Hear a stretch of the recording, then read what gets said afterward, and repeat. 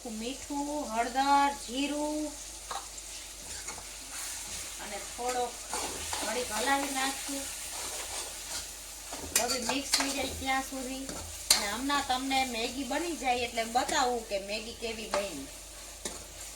અને મને તો આવે છે મોઢામાં પાણી મેગી જોઈને. અત્યારે મસાલો મસ્ત છે તો મેગી કેવી બનશે.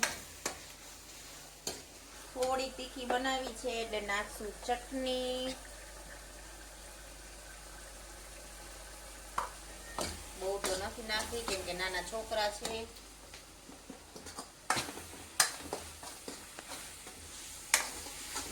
પછી નાખી દઈશું પાણી. અને મેગીનો થઈ ગયો છે ઢગલો. 70 રૂપિયાની મેગી લીધી છે એટલે આ આખી જુઓ, કડાઈ ભરાઈ જવાની છે. આટલી મેગી તો મેં ખોઈલી છે ને એક મસાલો પડી ગયો છે નીચે. હવે એ મારે કાઢવો જોશે ને આ 2 પેકેટ જ રહ્યા છે. એ હમણે ખોલીને પછી મેગી બનાવીને પછી તમને બતાવું. કન્ટિન્યુ રહેજો મિની વ્લોગમાં. હવે અમારી મેગી બની ગઈ છે, તમને બતાવી દઉં. આ રેડી થઈ ગઈ છે મારી મેગી બનીને.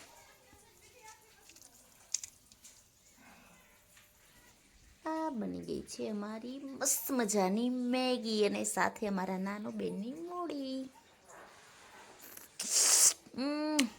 હાલો મિત્રો, તો જુઓ ફાઇનલી મેગી થઈ ગઈ છે રેડી. અને જુઓ અહીંયા જીગુબેન કાઢે છે મેગી બધા માટે.